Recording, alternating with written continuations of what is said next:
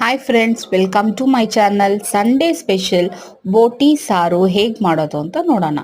ಫಸ್ಟಿಗೆ ಒಂದು ಕುಕ್ಕರಲ್ಲಿ ಸ್ವಲ್ಪ ಎಣ್ಣೆ ಹಾಕಿ ಅದನ್ನು ಕಾಯಕ್ಕೆ ಬಿಡೋಣ. ಅದು ಕಾದ ನಂತರ ಆನಿಯನ್ ಹಾಕಿ, ನಾನು 2 ಆನಿಯನ್ ತೊಗೊಂಡಿದ್ದೀನಿ ಫ್ರೆಂಡ್ಸ್. 2 ಆನಿಯನ್ನ ಚಿಕ್ಕ ಚಿಕ್ಕದಾಗಿ ಕಟ್ ಮಾಡ್ಕೊಂಡಿದ್ದೀನಿ. 2 ಆನಿಯನ್ನ ಅದರೊಳಗಡೆ ಕುಕ್ಕರ್ ಒಳಗಡೆ ಹಾಕಿ ಸ್ವಲ್ಪ ಚೆನ್ನಾಗಿ ಬಾಡಿಸ್ಕೊಳ್ಳೋಣ.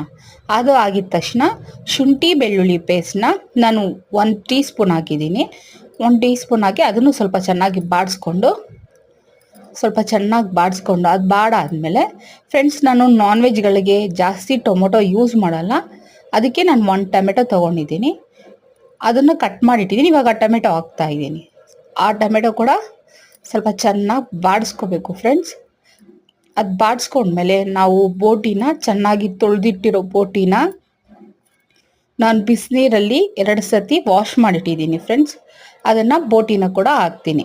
ಬೋಟಿನ ಹಾಕಿ ನೋಡಿ, ಬೋಟಿಲಿ ನೀರೆಲ್ಲ ಬಿಡ್ತಾ ಇದೆ.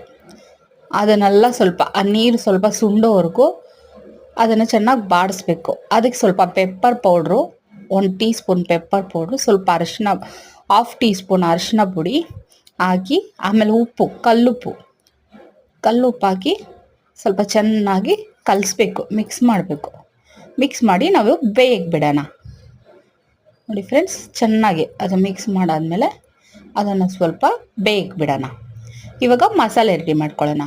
ಮಸಾಲೆಗೆ ನಾನು ತೊಗೊಂಡಿದ್ದೀನಿ ಆನಿಯನ್, ತೆಂಗಿನಕಾಯಿ, ಗಸಗಸೆ, 2 ಲವಂಗ, ಚಕ್ಕೆ ಹಾಗೂ ಟೊಮೆಟೊ, ಕೊತ್ತಂಬರಿ, ಪುದೀನ ಸೊಪ್ಪು, ಬೆಳ್ಳುಳ್ಳಿ, ಶುಂಠಿ. ಫ್ರೆಂಡ್ಸ್, ಸಬ್ಬಾಕಿ ಸೊಪ್ಪು ಬಂದು ರುಬ್ಬಕ್ಕಲ್ಲ, ಅದು ಆ್ಯಕ್ಚುಲಿ ಒಗ್ಗರಣೆಲಿ ಹಾಕಬೇಕಾಗಿತ್ತು, ನಾನು ಮಿಸ್ ಮಾಡಿಬಿಟ್ಟಿದ್ದೆ.